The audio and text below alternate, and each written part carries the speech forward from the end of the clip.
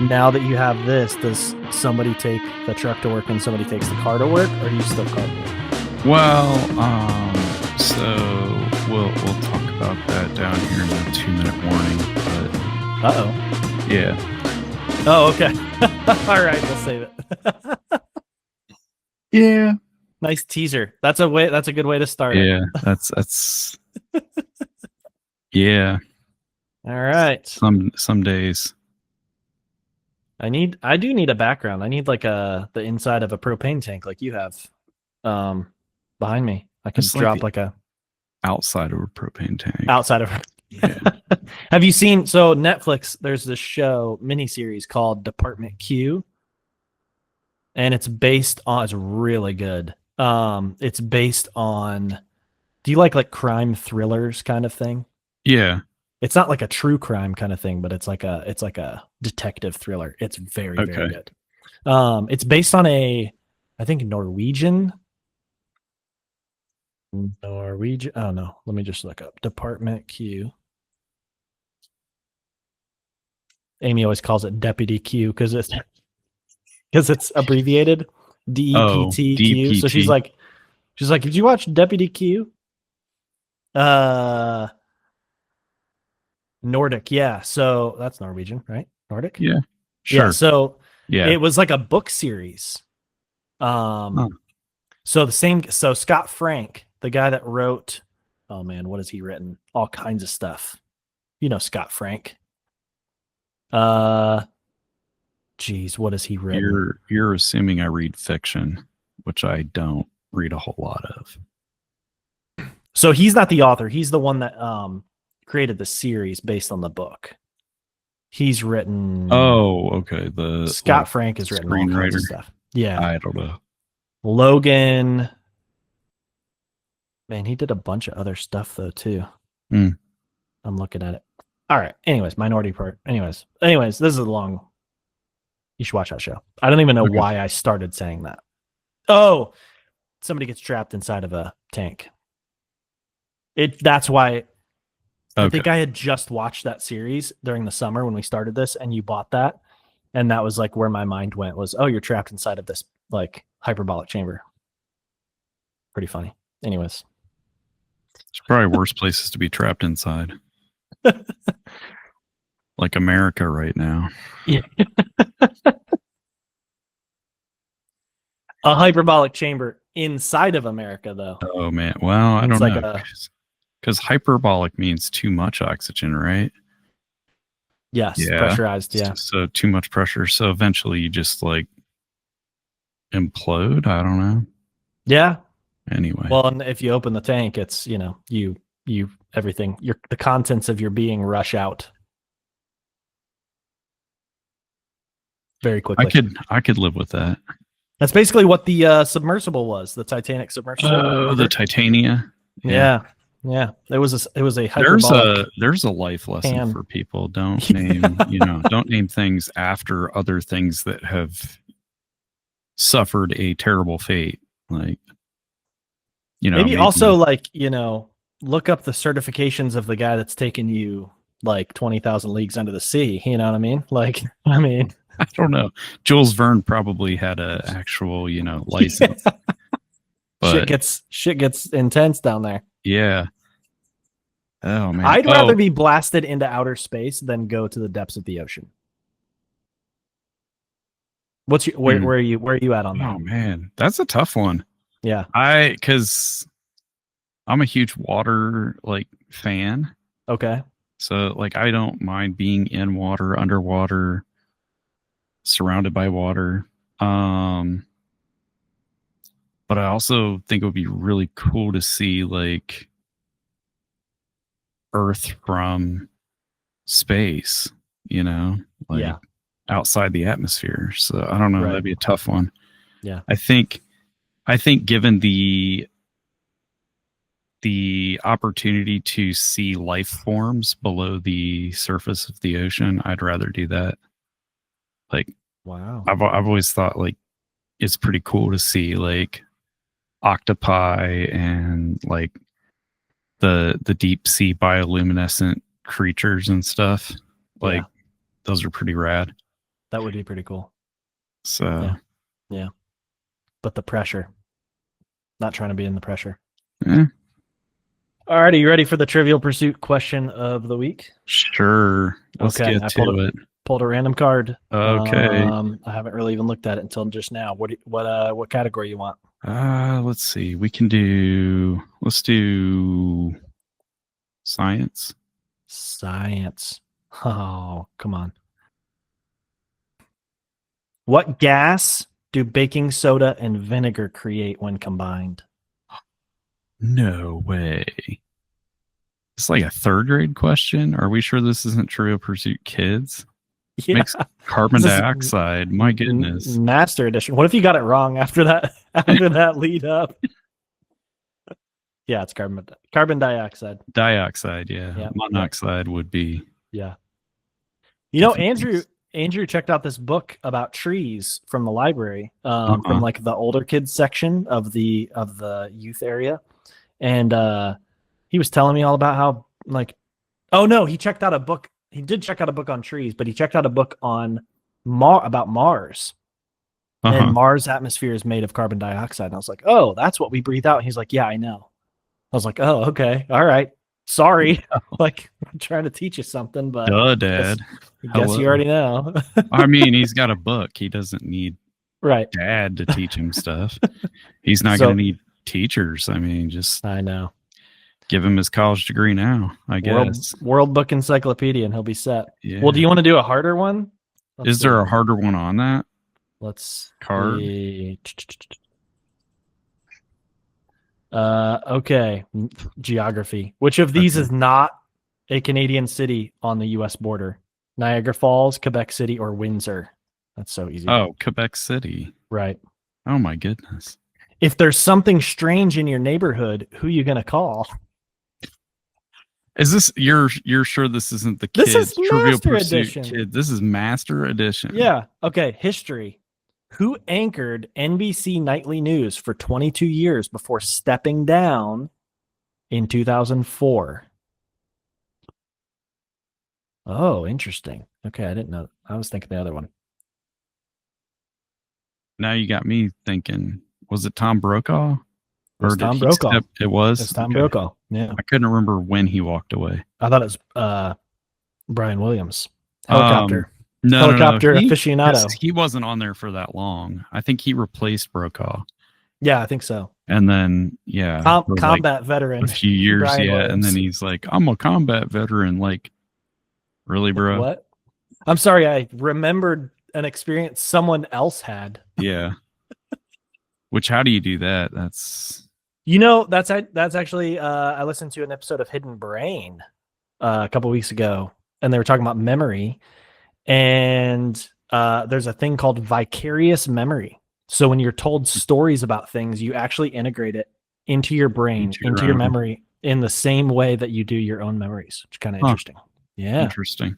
Yeah. It's a big way kids to learn, actually. Well, speaking of history, today, I don't know if you're aware of this, but we do History Minute with my kids.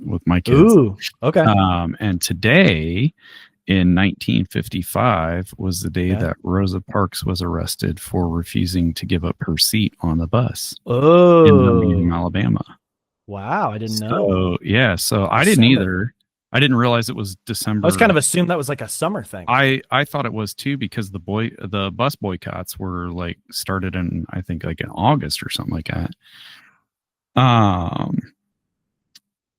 But so my kids, who are all, I have one white boy in my class, and then all the rest of them are Black or Hispanic. So my kids are like, well, if she was there first, why was it a big deal? Like, why would somebody make her give up her seat? I'm like, well, it was a little different time back then. Yeah. So we talked about Jim Crow and like the racially segregated South, and how like there really wasn't any rhyme or reason to it. It was just white people, doing stupid white people things, Yeah. White people gonna white people. Yeah, white people gonna be white. But I thought it was very interesting though that most of my kids' reaction was like, "But she was there. She sat there first. What difference is it? Like, what's the big deal? Like, yeah, and that's when you just go exactly. That's that's what we're trying to get to, guys. Yeah. But yeah, then we get talked about the Civil Rights Act and stuff like that, and they're like shocked to hear that like their great grandparents were alive when this happened. Like my grandparents were, teenagers when this would have happened. Right. Yeah. So. Yeah. Oh yeah. Wow. Interesting. No, our grandparents would have been like in their 20s. Oh yeah, you're right. They would have been teenagers during World War II. Yeah. Or, just kind of coming into teenage years. World War II. Yeah. Wow.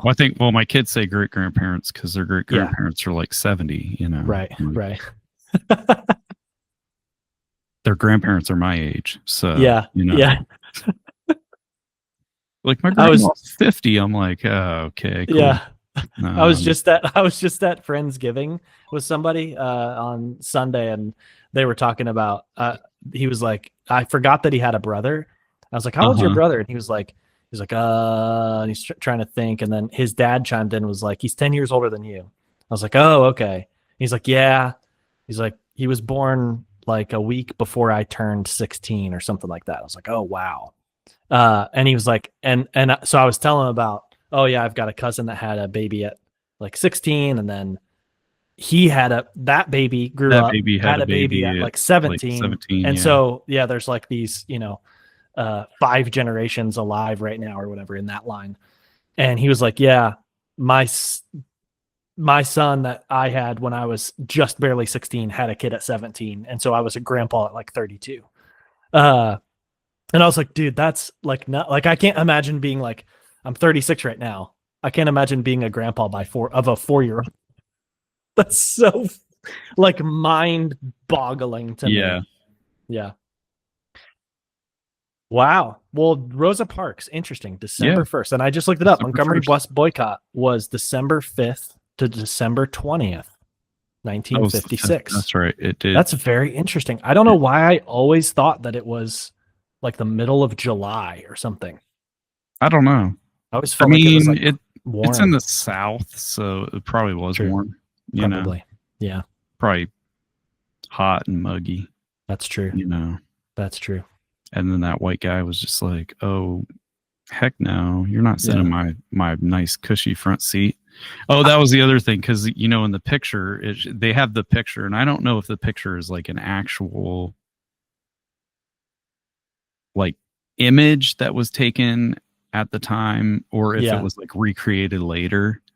Like the picture that comes up is basically like her sitting there and then a white guy sitting behind her, and there's like a bunch of empty seats on the bus. And my kids were like, but there's all those other empty seats. Why can't you just... Well, that would be a simple solution, and racists aren't that simple. Okay. I mean, they're pretty simple, but they can't just hate you from a distance. They got to hate you in your face, I'm gonna look this up. Picture, real or staged? Iconic photo of Rosa Parks was staged. Okay. That's kind of what I thought. So this white boy this is like a woke white boy sitting behind her over there. Yeah. He's like, yeah, and then that's what else came up. They were like, well, what if a white person wanted to sit in the back of the bus with the black people? And I was like, I mean, they don't see why they couldn't have, but it probably didn't happen very frequently.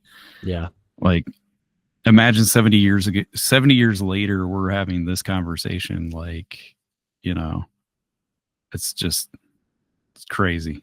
Yeah. It's wild.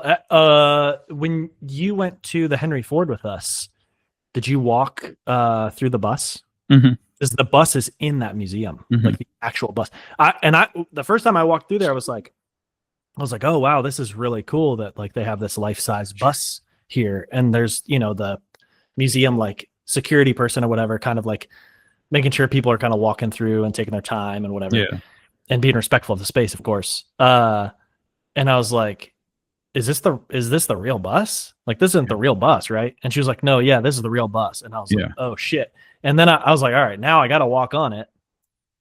And just walking on it, there was like this, it was like hallowed ground, honestly. Yeah. Like it was pretty powerful just to be like, okay, this woman who just like the courage to stand up or sit down, I guess you should say, and just be like, nope, is crazy. Yeah. Like, cause the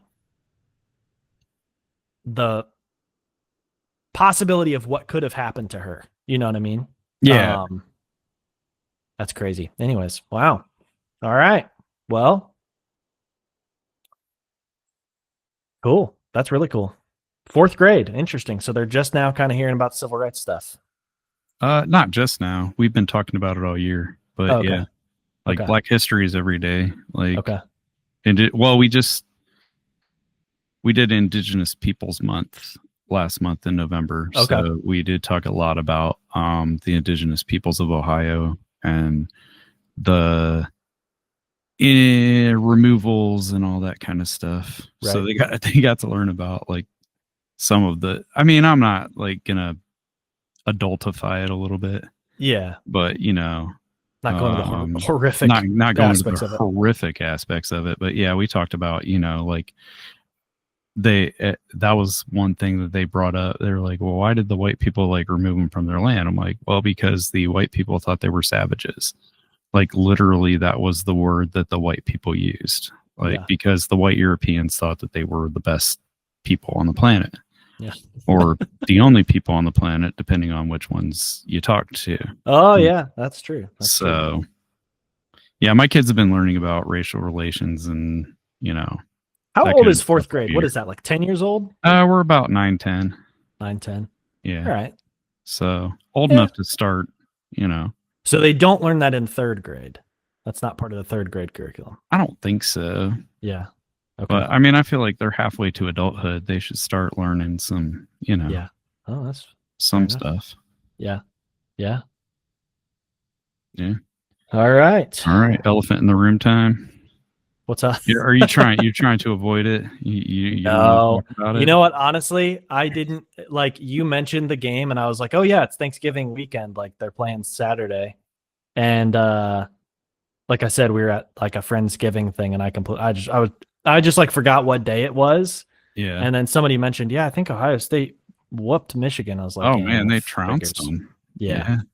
Yeah. Yeah. They gave up a couple field goals.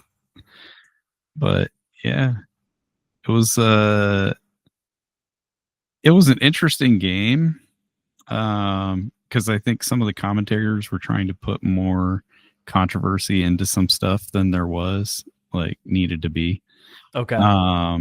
Like there was a touchdown that one of the Ohio State receivers caught, and like as he was crossing the goal line, he had the ball in his hands, but he kind of like bobbled it a little bit. So like briefly, I mean, you go frame by frame on the replay and there's like this brief frame where the ball is suspended between both hands. So it's technically not in his hand. Right. And they're like, oh, that should have been ruled a fumble and a touchback. Like, I kind of thought a fumble, you had to lose complete control. Like he still had that thing fairly well controlled. Yeah. And also that wasn't going to turn the game around at that point. Like that was them Michigan going down by 3 TDs at that point or something like that. So it's like, just, I think that's sometimes what the announcers do when things get, you know, start to get into blowout territory. They're just like, well, what if this one play didn't happen? Well, it did, Brian. So it's always a Brian. Yeah. All right. Well, Michigan. I think the highlight of the game was Brutus. Somebody, I don't know who was on sideline security. Brutus went and did Script Ohio in the snow on like down by the goal line, and then put the X through the M on Michigan. Yeah. And he got like all the way through the whole stunt before anybody even did anything. So I don't know if they were just okay with it. They're like, yeah, we're getting our asses beat. No, see, that to me is like the worst part about the whole thing. Like, lose the game, fine, okay, try your best. Don't let the other team's mascot like, vandalize your field. Like, obviously it was in snow, so it's not real vandalism, but like, yeah, you gotta get like the defensive line to go over there and the linebacker team. Oh, they went over there and they went and defended at minimum at the end of the game. Yeah. Oh, really? At the end of the game, they went. They kind of stood in a circle. Yeah. So last year they came here to Ohio State, and they were all about going to plant their flag at midfield. Yeah. But then this year they were going to make sure that didn't happen to them. It's like, so you guys can dish, but you can't take. That's real mature of you guys. No, it's just good, battle strategy. Yeah. You know what would have been better battle strategy? Showing up on defense the whole game. Yeah. Winning the game, winning the football, winning the actual football game. So Ohio State to the Big Ten championship game versus Indiana, the Indiana Hoosiers, the Indiana football Hoosiers, the Indiana Hoosiers football club. Yes, I can't even. I don't know that I even remembered that Indiana had a football program. Like, I thought it was just like basketball, and everything else was like intramural. I mean, that's wild. That's basically the way Indiana's played for forever. So you know what? I'm gonna look up. Does Indiana University have a hockey team? Their quarterback is actually in the Heisman talk this year. So all right, that's how far Indiana has come. Is this just kind of a blip, like a one-off, because they got a super talented quarterback somehow? I don't know. Probably. I mean, if we're being honest, like, being able to pay players to come to your school now probably helps. Like, I don't know how lots of money in Indiana, right? I don't know how many Indiana guys are, getting things, but also I think like the talent pool's a lot deeper, and I think you've got a lot of kids now coming out of high school realizing like there's only so many scholarships at Ohio State or LSU or Florida State or whatever big name programs are out there. And so they're like, would I rather be redshirted, potentially not play ever at this other school, or would I rather be able to play at a school that may not have as prominent a program? Yeah, I kind of feel like that's what's starting to happen because I mean, you see the transfer portal all the time where this guy was like, he did something at some other school, and then he came over to kind of like our friend at University of Kentucky. Yeah. What was that guy's name?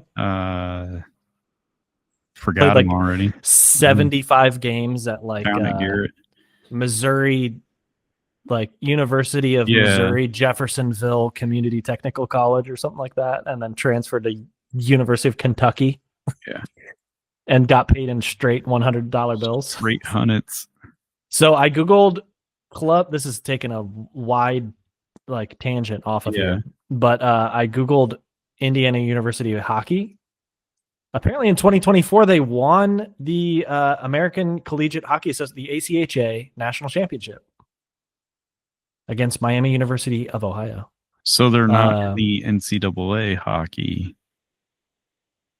So it is. It's sort of, ACHA is like, I don't know if it's under NCAA, because let's see, they played Michigan State. That could have been like a friendly or something. I'm not really sure, actually. Because I know the the NCAA brands their tournament as the Frozen Four. So yeah, it definitely would not be like D1. ACHA affiliated with NCAA? Question mark. Let's see. No, not affiliated with the NCAA. It is the national governing body for non-NCAA collegiate hockey in the United States.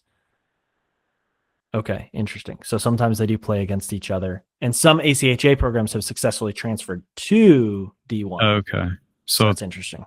Probably depends on the size of your program or something. Yeah, I guess so. I'm trying It's to kind of think. interesting that you would be like Big Ten in everything else and not hockey, because like most of the other Big Ten schools are Big Ten in everything. Oh shit! I actually played against. So after college, I actually played in a club team with my college, Trevecca. And it was like if you could prove some kind of affiliation with the school. So I graduated from school, and you were under 30 years old, you could play. And we played against ACHA teams. I mean, it got whooped, but we played against Vanderbilt and MTSU, and I think University of Tennessee, and all three of these are on this map for ACHA teams. That's interesting. Okay, well, all right. So I've basically played in the ACHA. Basically, so I was like 2 steps from the NHL, basically. Anyways, wow. Okay, so Big Ten championship, Ohio State versus Indiana. Who you got in that game? What are the odds? I want to see. I don't know, man. So the other Big thing 10. with this is that they're like predicting that basically like whoever wins this game will be number 1 in the playoff, and whoever loses it will be number 2. Yeah, I remember that for a few years with Michigan, Ohio State too. It's been that way where it's like, okay, this is basically determines like who's gonna win the national championship. Yeah. I don't know, man. I gotta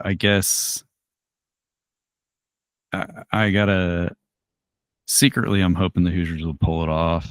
Not so secretly now.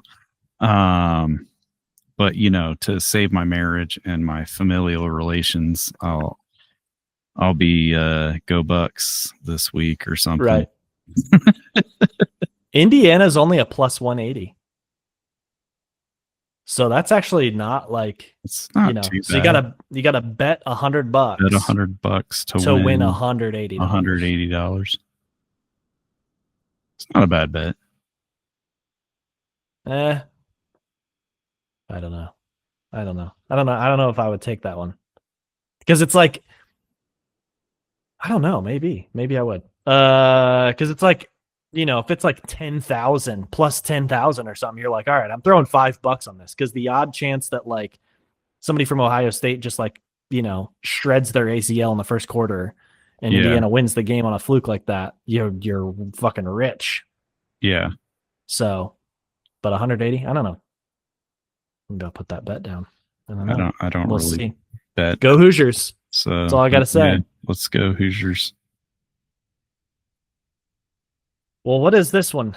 Was Lane Kiffin to LSU? So is this the one that was like a whole thing with Congress and like the governor of Louisiana and all this stuff? Talk me through this. I don't know about all that. So apparently, Lane Kiffin was coaching Ole Miss up until yesterday, I guess. Okay. And Ole Miss is a playoff, like college football playoff team. LSU is not. So he apparently just decided that he wanted to go to play or go to coach, at LSU. Brian Kelly is the one I was thinking of. Okay. That was like, there was something involved with like the governor of Louisiana or something. We never talked about that stuff, but so Brian Kelly is out. At LSU, yeah. At LSU, and then there was an opening. And then there was an opening, and Lane Kiffin from Ole Miss was coaching Ole Miss for like a long time too, right? Last few years, 6 years, yeah. Okay. But Ole Miss is ranked 7th right now in the playoff, college playoff thing. So he would have been coaching for potential national championship this year. But now he's going to go to LSU and I guess hope for next year. I don't know. Why would you do that? Why exactly? Why would you do that? This guy's made some decisions, man. Like he left Tennessee to go coach USC way back. It wasn't like he didn't really leave that situation on good terms, then ended up getting fired at USC after 3 years because he wasn't like, he was a lot of talk and not a lot of action. Yeah. Okay. And then he was a coordinator at Alabama, which I didn't realize that. So I guess he worked with Nick Saban a little bit. Okay.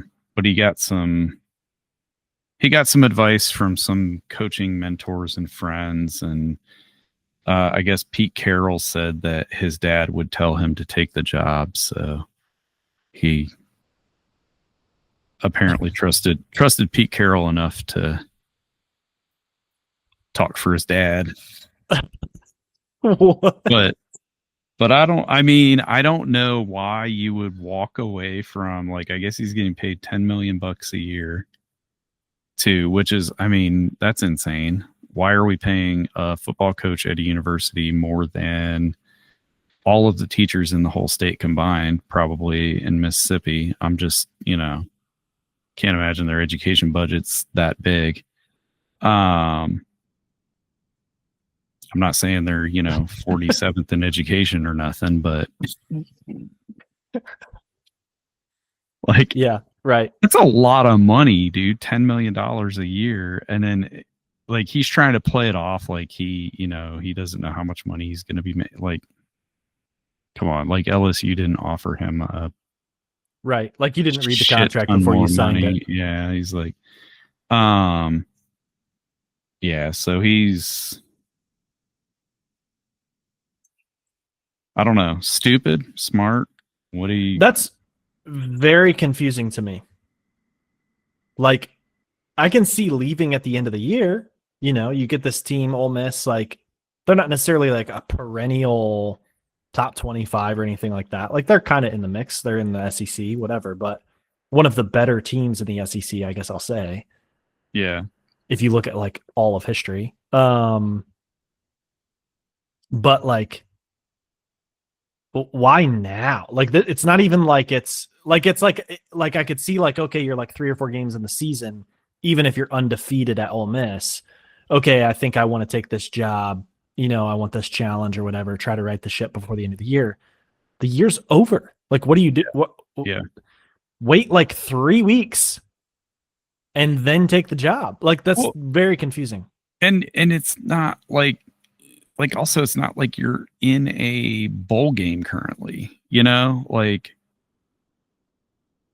you're not eliminated. You know what I'm saying? Like so a lot of times this will happen where like a coach will leave, but it's just a bowl game, like they're going to miss their last bowl game. Okay, sure. But it's not a playoff game. Sure. It's like, this isn't just a bowl game. Like this is actual like playoff opportunity. Like you could conceivably win a national championship, and you're just going to give up on your team like that. Like that's kind of, I don't know.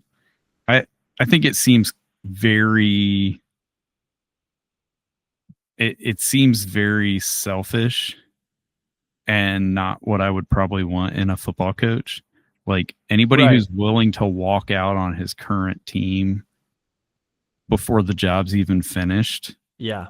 Like, is that the guy you want? I mean, that's like being the mistress who marries the guy after he divorces his wife, like, is that that's the marriage you want to have is, like anyone who's willing to cheat on his spouse with, Like, you're not going to be 25 exactly. years old forever, girlfriend. Now that you're the wife, there's going to be another mistress coming down the pike. Right, just, it wasn't I don't you. know. It was so how long is he going to hang out at LSU before something, better comes along or whatever? Also is a question that I kind of have. Like, how do you, I don't know. Lane Kiffin, how do you sleep at night, dude? Like, yeah, LSU is 3-5 in their conference, I guess 7-5 overall. Okay. And they haven't been that good the last 3 or 4 years. Well, no, because they made it to didn't they make it to the national championship game about 3 years ago or so, right? Honestly, my college football I don't know a whole hell of a lot memory about is like 10 years out of date, probably. Yeah, probably. So wow. That's very confusing. Yeah. I just saw a link that said Lane Kiffin should be honest about. It says Lane Kiffin left an actual playoff team for a theoretical one. He should be honest about why. Yeah. Interesting. I don't think he's going to be honest about it. Like, do you think? Like, what do you? I mean, do you think it's money? I don't. The timing. The money's going to be there. I can't think it would be money. Like, I can't see any amount of money getting me to walk away from something that I'm currently succeeding at. Right. To go do something that, I mean, it's not like LSU is desperate for a coach right now, right? Right. Like, they're not going to a bowl game. They're not, they might be going to a bowl game. I don't know. They're not. Not to mention you're walking into a situation where you're like the rebound guy. Like, you're the guy after the shitstorm.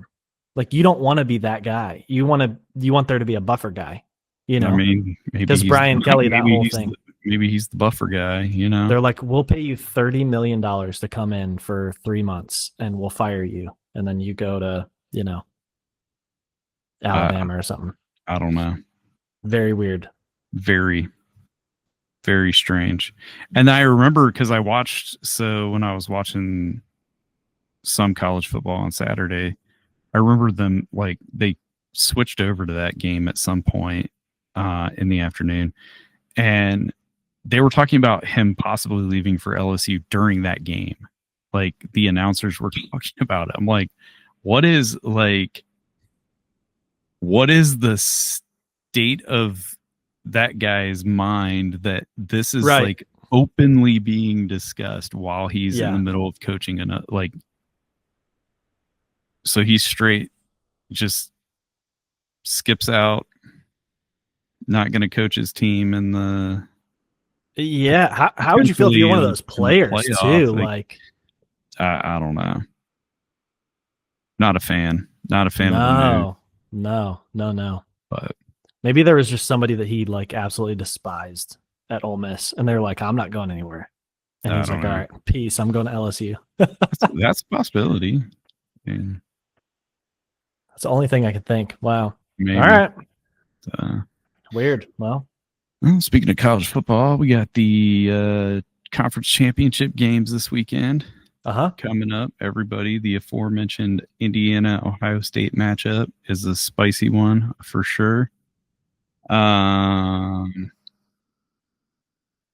than that, the Georgia-Alabama, the SEC championship, is the only one featuring top 10 ranked teams. Which one is that? That's who, Georgia and Alabama, you said? Georgia and Alabama. Yeah. Okay. So Georgia's 4, Alabama's 10. Okay.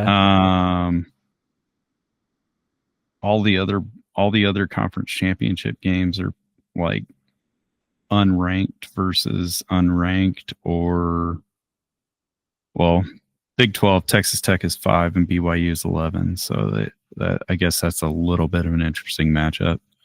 I don't see that one on here. Where's that one? It's BYU and who? BYU and Texas Tech. Is that Mountain West? No, they're Big 12. Big 12, okay. Yeah, I had to look it up too because I thought BYU was Mountain West, but they moved over to the Big 12. Okay. Apparently. So, but what I found was really interesting and I'm about to share the screen because this is hilarious to me. Don't get us copyright. I mean, we should be okay. So ESPN's got the whole schedule, right?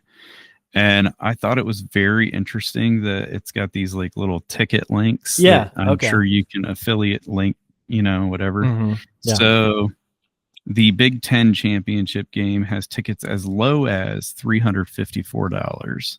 Okay. So, if you're planning on heading to Indianapolis this weekend and you've got an extra $350, you can get yourself a ticket. Up in the upper reaches of the stratosphere. Yeah. Actually, I've sat up in the like 300 section at Lucas Oil, and it's not bad. Okay. You get a decent view of the field still. Yeah. The next most affordable ticket is the Georgia Alabama, or I guess not most affordable, but most expensive ticket. Georgia Alabama SEC Championships going for $260 roughly. And then the Big 12. What? Am I crazy to say that I feel like that's not as expensive as I would expect?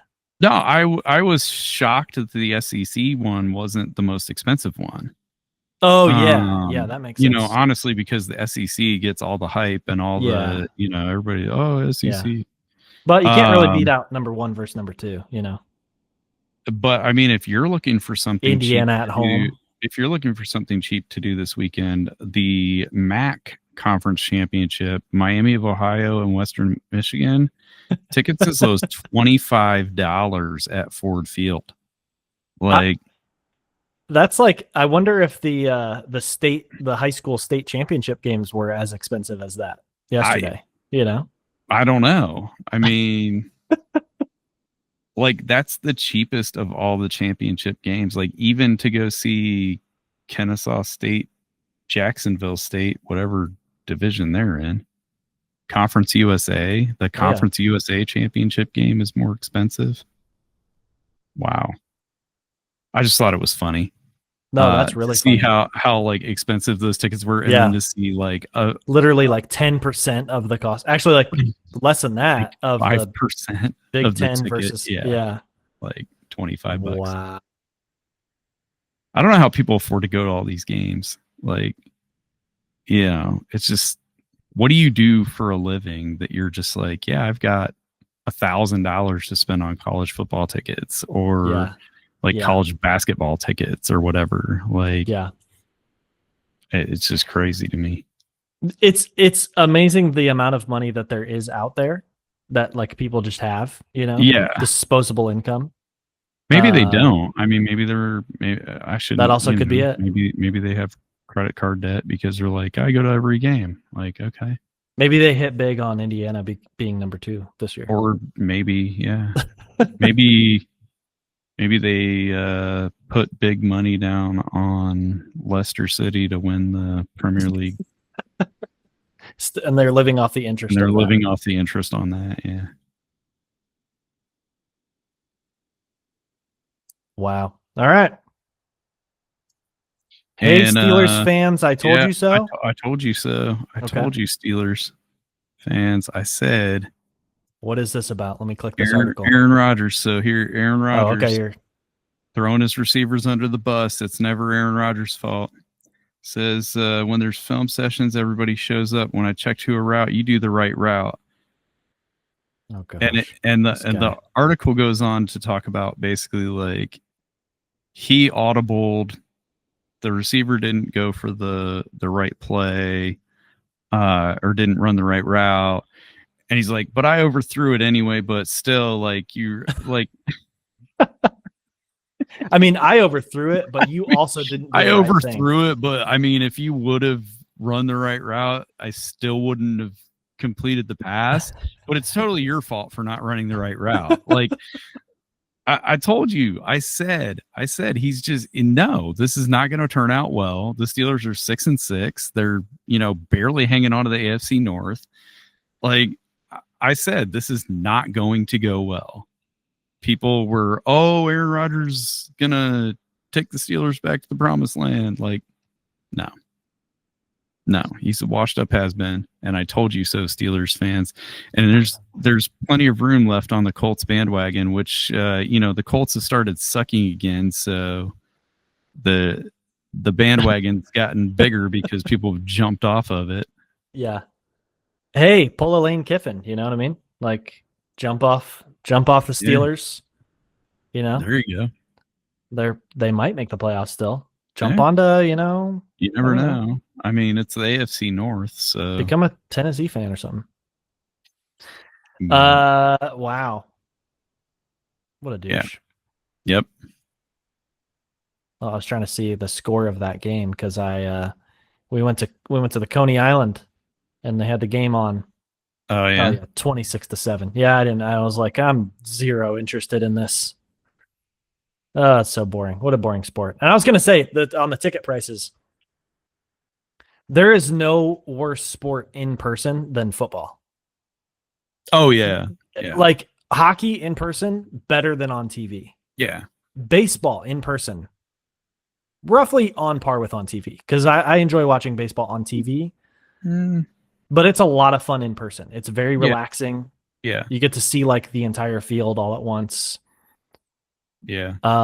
Basketball. Have I been to a basketball game in person?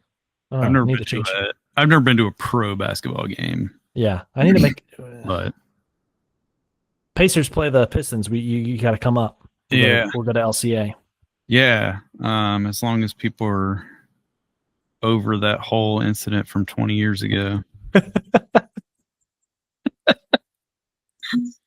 The malice in the pizza. The palace. Yeah. Yeah. That was like one of the funniest days of school was the next day after that because there was no learning happening. Everybody was just talking about that all day. It's funny. It was a crazy incident. It was absolutely crazy. What yeah, I agree that football is probably the worst sport to watch in person. And I think it's because, like we talked about a few weeks ago, TV has ruined sports. And football is the sport. American football is the sport that TV has just destroyed. Yeah. Because everything is so like they've got cameras in places that there don't need to be cameras in. They've got a simulation, like some kind of a laser line to determine every, centimeter of or blade of grass or whatever.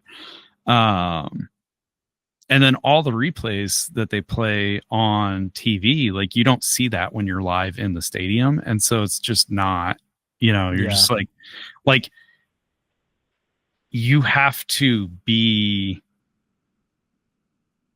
constantly watching to make sure that you're not missing any action because you won't get a replay on it.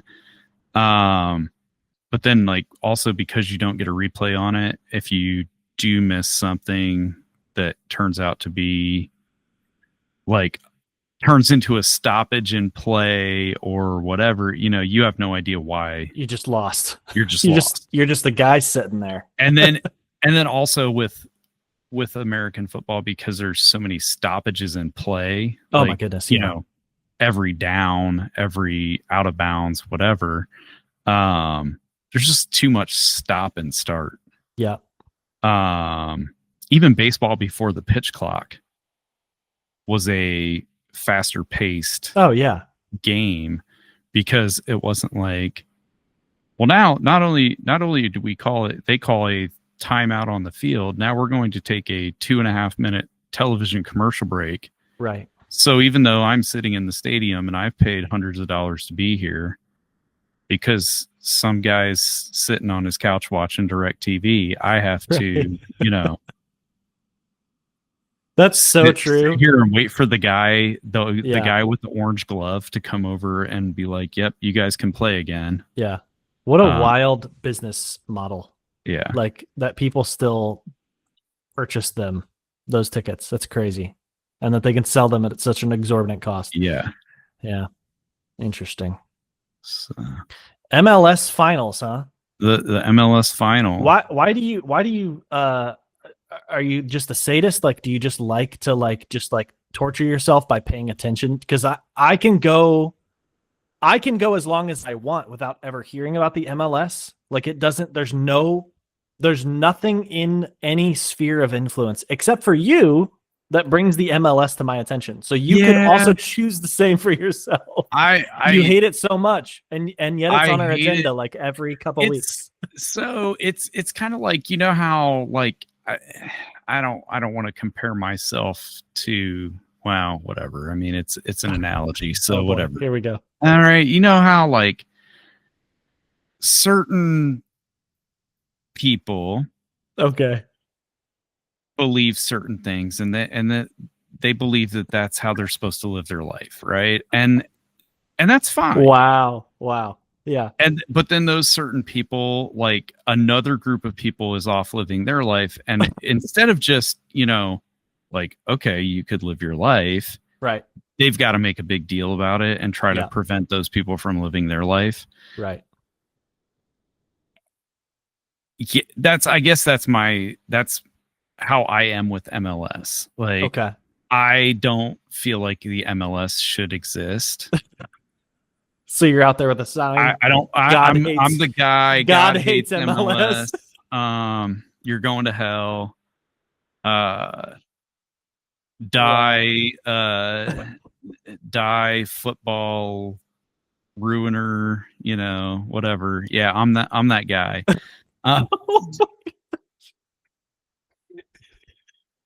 You're like a couple bad weeks away from a megaphone outside of Miami United, whatever they called. Inter Miami. Inter Miami, yeah. Yeah. I'm I don't know. I mean, I could avoid it altogether, but at the same time, it's like it feels good to hate something. Okay. Yeah, sometimes, sure. You know, I think we've talked about that before. Like it feels good to hate things sometimes, you know. We need a meme. We need the clip to come up. Yeah. Let the dark hatred flow. Let the hatred flow. So the MLS final. So the other thing I found is Miami versus Vancouver, by the way. Okay. For those of you who don't follow the MLS, which should be everyone. The Vancouver Whitecaps and the Miami. We don't have a name. We're just called Inter Miami. Inter Miami because they thought that they were going to be like Inter Milan, I guess. I don't know. Okay. So the interesting thing about the MLS final is that like the playoff thing is a best of 3 until the final, and then it's just one match for the win. So they play best of 3. Why do they play best of 3? It's fucking soccer. Exactly. But then also then the final is just the one match. Because America, you know, and this is why I hate the MLS, and this is why it bothers me that baseball is like best of 3, best of 5, best of 7, best of 7. Like that bothers me a lot that's not all just like the same sort of thing. But you're going in reverse order. That's like having the fucking wild card series be a best of 7 and the World Series being like just one game. Yeah. Yeah. The World Series is now a home run derby. But good luck. But wow.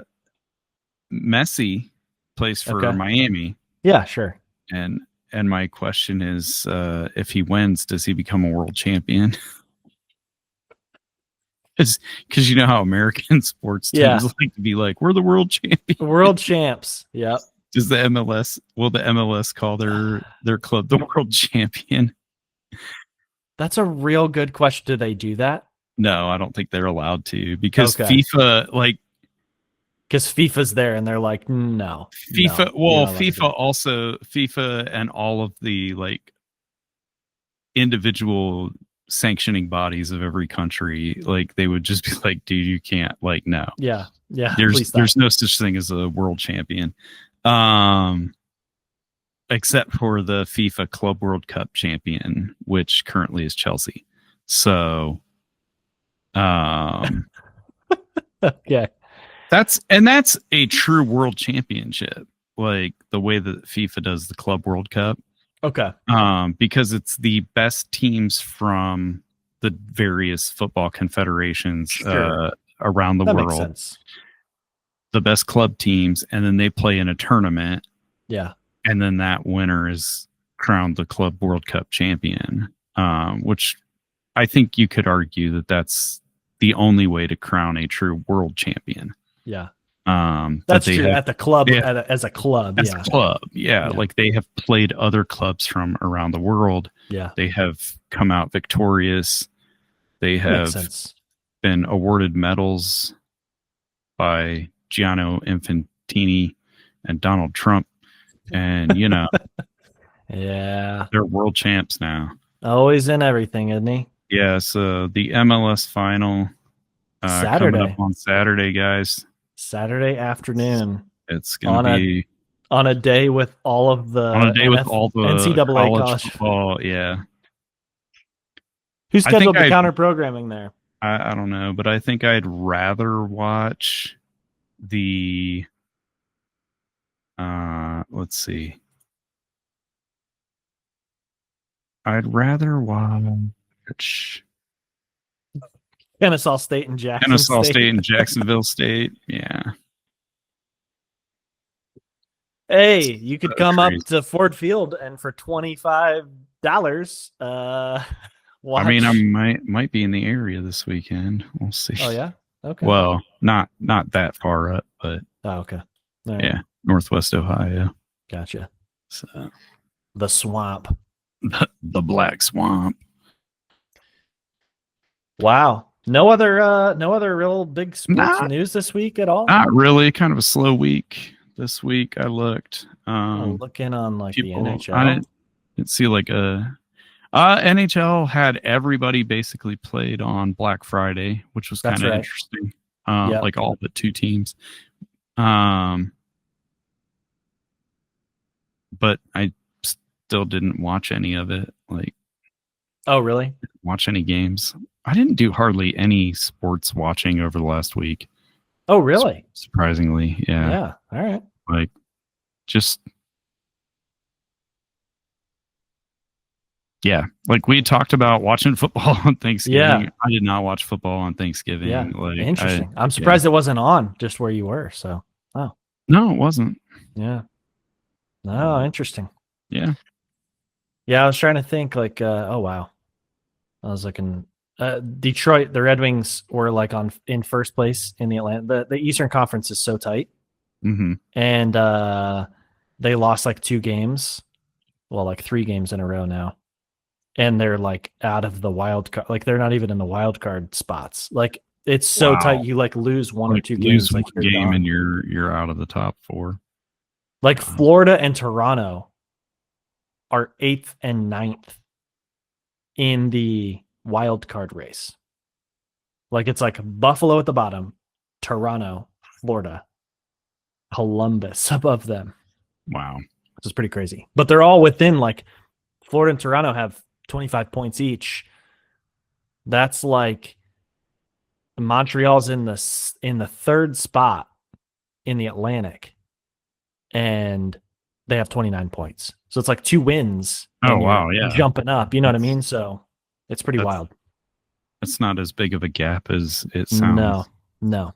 So yeah, I think people stop being stupid this week. Maybe they're starting to get the message. Oh yeah, I didn't really. Yeah, that's I didn't right. really hear any stupid stuff. So yeah. All right, time for the break, and then main event. Yeah, that's kind of nice because I might have to cut out early. Got some snow on the way here, so we might be up early doing some snow removal. Nice. So yeah, might be not up early if we get a day off. True. There you go. I don't think it's going to be enough to call off a day of school. I don't think it is. Yeah. All right. So you ready to get started again? Sure. Okay. So here's the main event. I'll pose this question. All okay. Right. Something I thought of the other day, and thought, oh, this be good. This be good for the podcast. Initially, I thought of what do the players? Okay. What do the players owe the fans? But then I've kind of expanded that now to saying, what do the teams and athletes owe their fans? Okay. And what I mean by that is like they're entertainers, right? The team, the organization is an entertainment company, basically, who hires people with a specific set of skills to entertain us in a very specific way. We become, rabid fans. We go to events. We try to get, merchandise signed. We try to get a high five as they're coming on or off the ice or the field or whatever. What do these athletes owe the fans in terms of their life on and off the playing surface, media, all that sort of stuff? So outside of their work, like when they're not at practice, when they're not on the field, when they're not handling their media obligations, what do they owe the fans?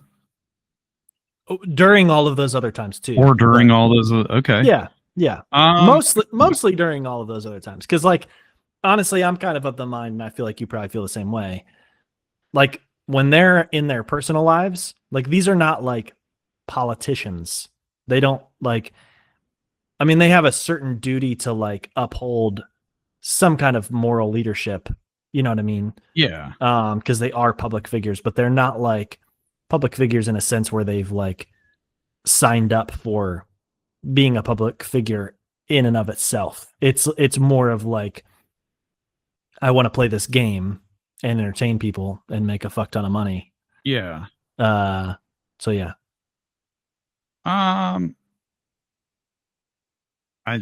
Do they owe us anything? I don't know. I think aside from their play, aside from the on-field product, the on-court product, whatever. Like, does it piss you off when you see hockey players walking to the locker room and the fans are holding their hand, a little kid's holding his hand down and players just walk right by? No, fist bumps or anything. Shit irks me. I don't know why. That one specific thing drives me nuts because it's like, lift your hand up, like tap the kid's hand. You know what I mean? I think it depends. If it's a grown man, I think it depends on the situation. I think if it's a pre-game, yeah, they should put their hand up and high five and all that stuff. I think intermission, like, it's going to depend on the outcome of the period. Like, obviously, if you're down 2-0 after one period, you're probably not going to be worried about high-fiving fans on your way to the locker room to go get yelled at. I don't know. If you're up 2-0 after one period, maybe you are a little more jubilant, and so you would raise, give a high five or whatever to a fan.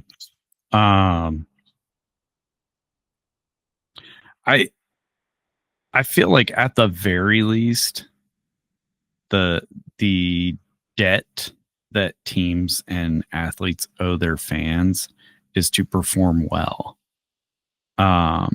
perform at their best. Like, there's nothing that pisses me off more than watching a team intentionally, like, be inept or intentionally be a bad club because we're going to get this guy on the horizon. Like when NFL team, or not NFL teams, don't do it as much. But like NBA, NHL lottery team, like, to get that lottery pick, like, for a ball in a hopper, you're willing to piss off your fans here and now, right, for a chance at the top 5 pick in the draft. Yeah. Like, me as a fan, I would rather make the playoffs and lose in the first round than suck all year long in the hopes that we get this guy Yeah. On and purpose. then on purpose. Yeah. And then like there's just no, like, to me that just does not make sense. Yeah. I've always been a like winning sells tickets, winning Yep. makes fans. And so I've just never, to me, the very least you can do if you're an athlete, if you're an owner, is put a winning product on the field. Yeah. You know, give your best. If you go out there, legitimately play your hardest, and you are sucking that bad because you don't have the parts and pieces, whatever. You know, I understand, like, injuries are going to happen, you know. Yeah. And that's the thing, I think, in sports is, you know, it's a lot of it is how the ownership and management of a team deals with the adversity. And I think they owe the fans a willingness to admit when things aren't working and work to fix them, or to let fans know, like, hey, like, all-star quarterback broke his, you know, throwing shoulder. This isn't something you're going to go out. You're not going to go out and get another all-star quarterback to replace your all-star quarterback for one season. You know, that's something that I think most fans can be like, okay, you know, we're screwed this year. Like, that's just, and that's part of life. That's part of sports. I'm okay with that, you know. But when you have a quarterback or you have a player, like, you know, you have a goaltender who's letting in, you know, 5-6 goals a game, and they're not looking for alternatives, you know, they're just like, well, maybe we'll get a lottery pick. Like, maybe we should get new management. Yeah. At that point, because you're throwing away way too much. You know, and I feel bad for guys on teams who, you know, like, they do deserve better. They do put their hardest, you know, put their best effort in, game out, and they get stuck with management who's inept, or coworkers who suck at their job. You know, I mean, because that's basic. I mean, think about it. Like, you know, that's true. It's a job too. That's true. I mean, it's like think about, you know, what do you know, if you work at, I don't know, anywhere, you know, anywhere you work where you have coworkers that you rely on to help you do your job, you know, or to make sure that everybody's, you know, and management wants to bring in the cheapest coworkers they can. You know, it's like, that is the equivalent of like what the Florida Marlins do on a regular basis, you know, where they just find the cheapest players they can to turn over the highest profit margin they can. Yeah. And it's like, if I'm a fan in Miami, I'm not paying to see 81 home games a year where this team is just meh at best, right, and garbage on their most, you know, on average, on their regular day. Yeah. You know, and who wants to work with that? Like, that's my thought too. Right. Like, who wants to work with that? Yeah, I mean, I see all of that. I also see like the San Jose Sharks tanking, you know, being really good, pretty dominant in the Western Conference for a long time. Never winning Stanley Cup. And then kind of aging out. They went through that cycle where basically, you know, all their players, Joe Thornton, Patrick Marleau, who's the other guy? Brett the other Burns. one. Yeah, sure, him too. All these guys started kind of aging out, and you kind of have a choice there. I mean, if you haven't developed to sustain longer than that, Plus with salary cap, like it's kind of difficult to keep good, younger talent around when you've got aging talent. And so they make this decision, I think it's Mike Greer's the GM kind of comes in and makes this decision. Okay, we're going to tear it down and rebuild.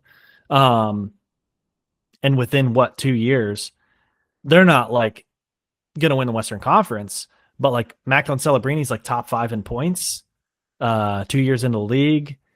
You've got a bunch of like Will Smith is really good. Like you've got a bunch of really very high end young talent that like me as a fan, I'd be willing to sacrifice a couple of seasons and watch some bad hockey to then get like superstars, basically right away, instead of kind of like what the Red Wings have done. And I'm a huge Steve Yzerman fan. I've been a huge Steve Yzerman fan since he was a player. And I think that like I trust the Yzer plan. I have not soured on this plan because I think what he's trying to do is not build a playoff team. He's trying to build a Stanley Cup contending team, and one that contends for years, if not decades. And like, if you had asked me in 2018, 2019, like, okay, are you, how do you feel about the team? I'm like, yeah, like it sucks to be like getting like players who are just about to hit their 1500th game and are like done playing. And the other players, like it's like if your school basically fired all the teachers and only hired like 68-year-old, near retirees and like kids fresh out of college or whatever. And so you've only got like people who have zero experience and people who are totally over it. And these are the people you have to rely on, or they're calling out or whatever. And now you've got, you're trying to mix classrooms and stuff like that, like to pick up the slack. Like, but if you had asked me, okay, would you go through that for a couple of years and then you're like on top of the Eastern Conference? Sure. Yeah. Okay. But would I choose to do that for a couple of years to then be on top of the Eastern Conference, to then be like in a salary strapped environment and then like way back down, to like ride this roller coaster? Yeah. No, I would rather pay for years of sort of pain to have that payoff of like, okay, basically once this is built, like you look at the Red Wings organization, like their AHL team just set like an AHL record for most points within the first 20 games of the season or whatever. Like they're like, 19-1-1 or something like that. Mm. And so obviously like the kids are doing well. Mm-hmm. We've got like 5 or 6 rookies on the team this year who've played NHL games. The other, like the 2 alternate captains are draft picks of Steve Yzerman, 2019, 2020. So very fresh into their careers. Like It's a young core. And so you're building this sort of pipeline where you're sustaining development of these players and then bringing in like kind of complementary pieces, whatever. So I have faith that that's going to pay off. This is actually where this question kind of stems from too, is that one of the things that really pisses me off is that I think the Red Wings have gotten a little too big for their britches. They've pulled in some higher end talent, some bigger names. Alex DeBrincat was a big free agency catch. Tarasenko, who ended up being a flop for us, was in that same boat in DeBrincat's year. We got him like the next year after that, after he went to Florida and won a Stanley Cup. We bring him here, he flops, but still a big name, big deal. Patrick Kane, future Hall of Famer. And so you bring these like high-end, high-caliber players in. You bring in John Gibson this year as a goalie. Supposed to be really good, not doing very well. And you put this team together, and when they're still sort of just middling, it becomes very, very frustrating. And I think the organization at that point owes to the fans, if you're not going to win, if you're not going to perform in the game, you have to supplement that value that's being lost with entertainment, with something else. And I think they've gotten to this point where it's like, so one of the things that pissed us off was like they had this red carpet, fan fest thing that was free. Last year it was on a Saturday, home opener. It was awesome. This year they did it during the home opener, which was on a Thursday. But it's like, who can make it to that, Mm-hmm. And instead of doing it on a Saturday, when you would think most families, most like you're trying to build a fan base and get people like to support and excited about this stuff. And instead of doing it then, they did it on a Thursday afternoon.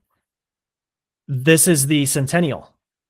They put on this huge event, this fanfare, like weekend Centennial celebration thing.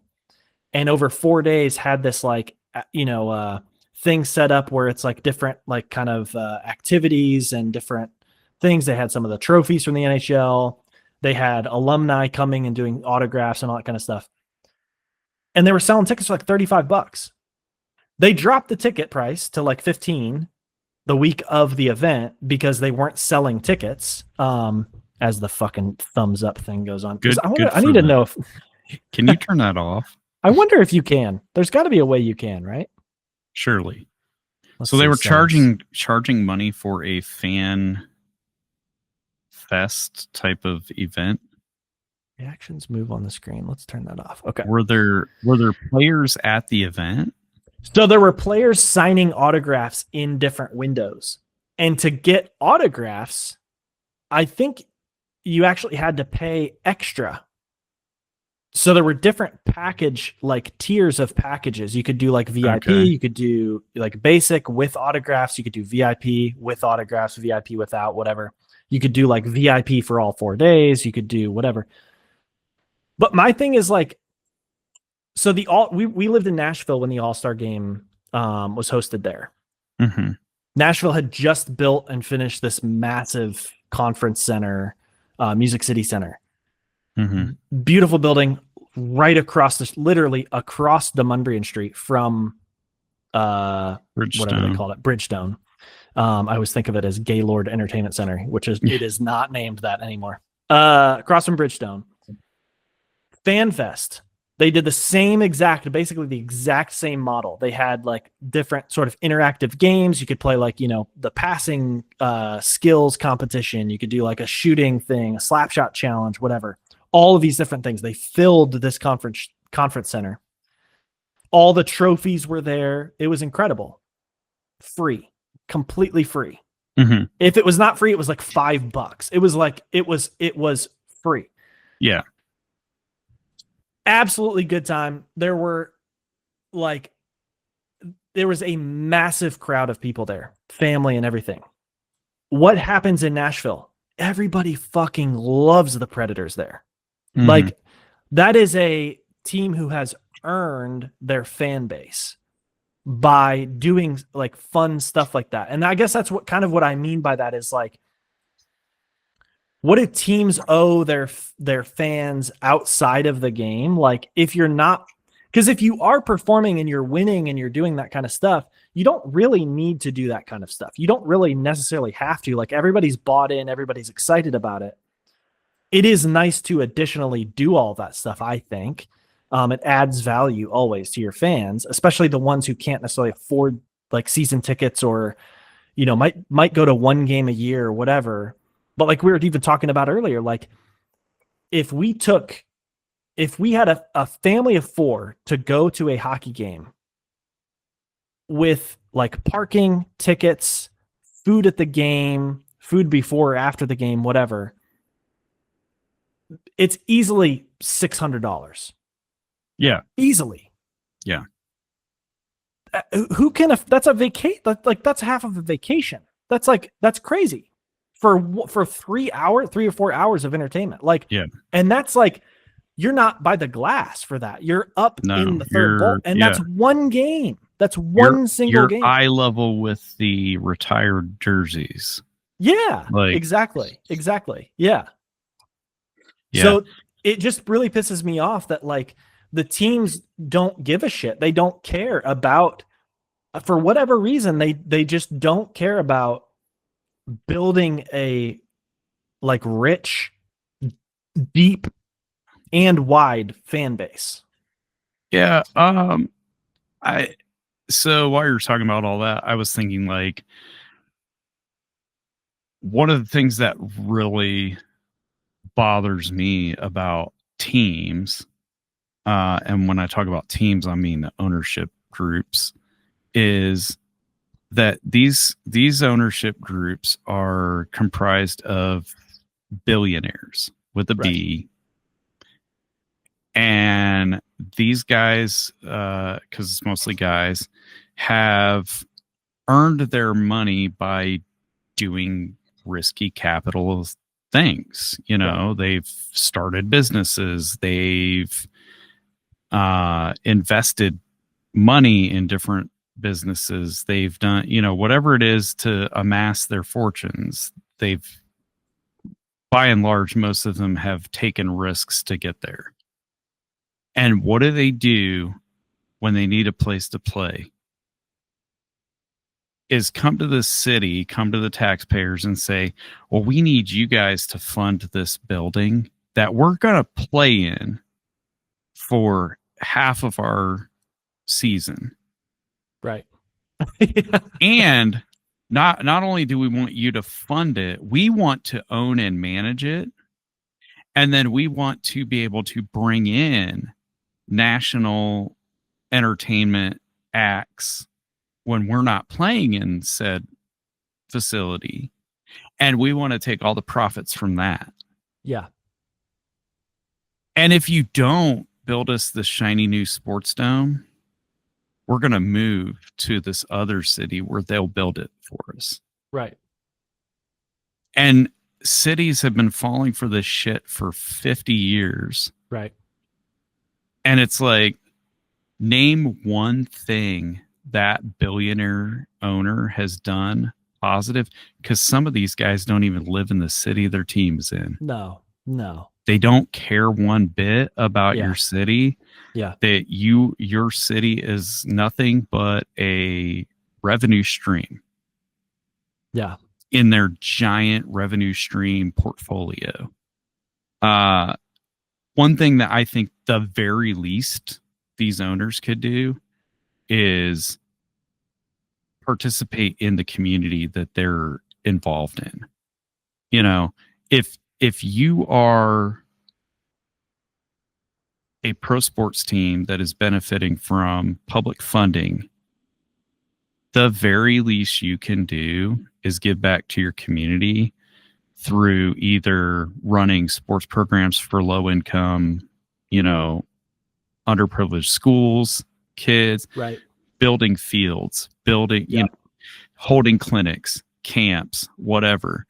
And that's actually one of the things, again, the Nashville Predators, not to just like, you know, just pump them up or anything, but like, because I'm sure there's a lot of skeletons in that closet, but they built, like, I lived out in you know, one of the far-flung neighborhoods that was, you know, still some bastion of affordability, and they built a rink out there and a whole practice facility. They'd have events out there, they'd have their practices and stuff like that. A few years later, they built another one in another affordable living area. Mm-hmm. They had the goal Get Out and Learn goal program for kids, where you didn't have to buy equipment. You just showed, it was free. You'd show up to these events and you could try hockey. And it's like, that's how you build. Yeah. Yeah.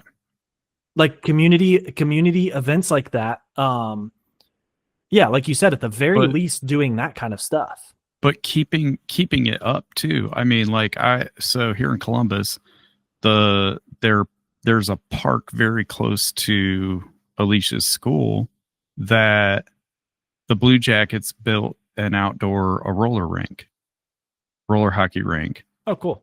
Okay. They don't host like regular events there. They don't have clinics or camps or Right. anything like that there. It's like they got hundreds of millions of dollars from the city and state to build Nationwide Arena. They're reaping all the benefits of it. They put $80,000 into some concrete and some fencing that needs no maintenance whatsoever in the ghetto. And they were like, see, we did a good thing for the community. Yeah. It's like, no, you did something so that you could try to say that you did something. Like, right. If you want to do something for the community, get out there and do for the community. Yeah. And it's not on the athletes. Like, that's the problem too, is like, you can't say like, it's not, it's not Adam Fantilli. He's a current Blue Jackets player. Like, it's not on him to like go out and lead this effort, spearhead this effort. Know, like if he does, that's great, good for him. Yeah. But like the owners need to make themselves visible. The owners need to make themselves like part of the city that they're leeching off of, or pay somebody to do it. Like, that's not that expensive either. Like, I mean, how hard is it to set up a like community engagement team who plans events that are free, that build goodwill, that like you're gonna profit off of that too. Like, yeah, you're going to. People are gonna buy merch. They're gonna like, yeah, you're gonna make that money back tenfold. They just are lazy. They don't want to do it. And honestly, you know what? A part of it is the athletes too. Like, in my mind, it's like, okay, they're paid so handsomely because the financial aspect of this whole structure of everything is built on these exorbitant ticket prices, the TV deals, all that kind of stuff. Like, if I'm engaged and going to a game and watching on TV and like buying merch, like I am in part contributing to those massive salaries that they're earning. Like, of course, they have the skill, all that kind of stuff. I'm not making, like, oh, this is like, one of those, I pay your salary kind of guys. But like, you owe something back. Like, and it's not like you owe it. It's like, I don't know. There's this feeling that I have about the players on the Red Wings team where it's just like, even when we go to training camp. So if we go like to Traverse City and go to training camp, there are not that many people that go. Maybe on like I don't know how big that arena even is. It's like one side of an arena. It's maybe 5,000 people at like the busiest day. On the Thursday, Friday practice sessions, there's like maybe 500 people. Like, it's not that many. There's a bunch of people that will wait out along this rope line in the parking lot. And it is very hit or miss whether the players will come out and sign autographs. The prospects all do. So the prospects and like the AHL players all will come out and do the rope line. They'll sign autographs and stuff. I've seen Dylan Larkin come out and sign autographs for about a minute and a half one time. And of course, he's getting mobbed by the kids. He may be uncomfortable with that, like personally, just the people yelling Larkin at him and all this kind of stuff. Like, people don't yell my last name at me. Like, you know what I'm saying? Yeah. When I walk down the street, it'd be like an uncomfortable experience. I understand that. But why does the team who knows that this is something the fans want, and these are fans that are diehard fans. They're coming to your training camp. Like, they're not watching a game. They're watching you practice for the first time since like spring. Yeah. Why are you as a team not setting up some sort of like timing of like, hey, here's when to expect Dylan Larkin to come through the rope line, and have a handler with him who can help kind of manage the crowd? That's the kind of thing that I'm talking about, where it's like, You could at least do that. You could at least budget in the 30 minutes it's going to take to walk through that line. And there's players who've done it. Like Marco Casper became my favorite player because every single day of training camp, he walked. We didn't do like the waiting on autographs all the time, but Andrew a couple years ago liked to just like play with the kids and stuff outside. And so it's a fun way to just kind of like let him let loose after being in the arena, the 3 or 4 hours, whatever. And so he's playing with the kids, and one of us kind of take turns of like, getting a shirt signed or whatever. Marco Casper every single day would walk all the way down this whole parking lot, and then when the line had kind of extended around, would walk down to sign every single person that wanted his autograph, take pictures, all that kind of stuff. Mm-hmm. After he's just spent 6 hours doing like hard physical labor, like playing a sport, practicing a sport. Yeah. That gets my respect. Yeah. But when you're the captain of the team, you're the representative, you're the face of it, like you got to do something more than just your media obligation, in my opinion. Yeah. You know what I mean? I think living where you work is a good thing too. Like I think so many of these guys, like in the off season, they're like, they go That's live true. Somewhere else. Yeah. They've got an apartment or they live in a, high-end hotel or whatever during the season. It's like that to me as a fan, like that shows me that you don't really care about my city. You're not, right. I know we're well past the days of like local talent getting recruited or drafted or whatever for the pro team. We're well beyond that. But at the same time, like, could you at least pretend to take an interest in my city enough to, because it's like, if those guys are going to New York, LA, Chicago, Miami, oh yeah, I love it here. I'm going to live here. They get traded to Oklahoma City, in the NBA, and they're just like, yeah, I live here, on game day. I live here. Yeah, I live here like September through June, like whatever. Yeah, I mean, I don't feel like the athletes as much as the ownership, really. I think the athletes, they owe their fans to perform on the field of play. They owe their fans to not get in trouble off the court or off the field of play so that they can play. Right. So that they can play, and also so that they can, and be a good role model. Not set a bad example. But I think, but you're a Chuck guy. That's where it comes back to. I'm not a role model. I'm not a role model. They're not role models. They're athletes. But I think, would it be nice to see these, these teams, these players show up to a school when the cameras aren't rolling? Right. Because that's the thing. It's like how often are you watching? I think the NFL does this a lot, where it's like, the week of the Thanksgiving game, then all of a sudden the Lions were in schools this week, or the Cowboys went to this soup kitchen or whatever. It's like, I'm sure that some people are doing that when the cameras aren't rolling, but like it would be nice to hear more of it after the fact than see the cameras rolling. It's like when your politicians show up for photo ops, mm-hmm. your mayor, the mayor goes to city council meetings. He, thinks highly of himself and, runs for office and all that stuff. But this guy's not knocking on doors after elections, trying to, get the voice of the people and talk to voters. And, that's a good point.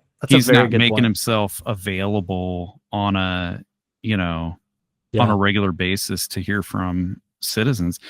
It's the same way with some of these athletes, where it's like, dude, just at the very least, show up and volunteer somewhere, do something, to contribute positively to the community you're playing in off the field. Right. come read a book to my kids, or, and don't go to the schools that clearly don't need the help. Because I mean, that happens. Yeah, no, it's true. They'll pick the nice looking school in the district. It's like we're all urban schools. We're all kind of in that same. But some urban schools have newer buildings, or they've got shinier facilities or whatever. And so it's like, yeah, those kids are just as disadvantaged as my kids who are in this old building or whatever, but because this building is going to look better on the TV, they go to that one. Right. I don't know. Owners also could stop putting their hand out for billions of dollars, Yeah. All the time. I think it's good to see like a lot of the cities kind of start to stand up to that kind of stuff and go, no, we don't, like, go ahead and move. Sure. You know. And I think more cities should just be like, okay, we'll call your bluff. Like, like, good luck. Especially for some of these like expansion franchises, it's like, like the Jacksonville Jaguars are, I think they're currently in some kind of like stadium talk shenanigans or whatever. It's like, okay, well, Jacksonville was here before you. They'll be here after you. Go ahead. Find some other sucker city to live, play in. Right. But those camera shots don't look quite as good out in the massive parking lot of the outskirts of Kansas City as they do of like, downtown Detroit where, the stadium is. So, yeah. All right. Well, something to ruminate on. Maybe we'll come back to it again another time. Okay. Time for our 2-minute warning. Yep. All right. First up, locker room talk. I just threw this in here. Yeah. The no asshole rule. Okay. I have a book on my shelf right over to my right. Okay. Called the no asshole rule. I don't actually know if I've read through the entire thing, but I got enough of it. I got the gist of it. Essentially, it's you have a rule called the no asshole rule. We don't allow assholes in the organization. So I have implemented this. I don't allow anybody that I hire to be an asshole, and I don't allow any customer or client to be an asshole. If you are, you're done. I will stand mistakes. I will own up to our mistakes to a client. I will like resolve conflict, all that kind of stuff, as long as everything's done respectfully and as long as positive intent is assumed throughout the whole process. If you come at me assuming that we were like trying to pull one over, et cetera, no, get out. Sorry. I don't have time for you. I don't have the patience. Don't need that negative energy in my life. So implement the no asshole rule and your life will be much better because of it. Get the toxic people out, because guess what? Toxicity spreads. That's the problem, is that you let a shitty client or a shitty staff person just stay and continue to be shitty, and you try to keep them in a box. It's not going to work, because it's going to make everybody else around them miserable. So yeah, you got to get them out. You got to exercise that. Okay. Yeah. And for those of us who can't just, get rid of the assholes, because we're not owning, because you teach them, we don't own the company, or well, then that's a valid question, right? Like you're talking from a business owner perspective. Like that's you true. Have the power, you have the ability to say, you know what? No, you're being an asshole client because, one of my employees accidentally double booked, or they, called your pet the wrong name or whatever, got your panties in a wad, and you have the ability to say, you know what, fuck you, city of what, how many million people, I'll find some other clients. Yeah. I don't have the power to tell some of my clients that they, you know, I'm not going to service them anymore. Right. Like yeah, that's true. That's a good point. Maybe I should read the rest of the book. Maybe it addresses that. Maybe it addresses that at some point. But I mean, my kind of general rule of thumb is to just not be an asshole. Yes. And then if you it does start with yourself. It does start with yourself.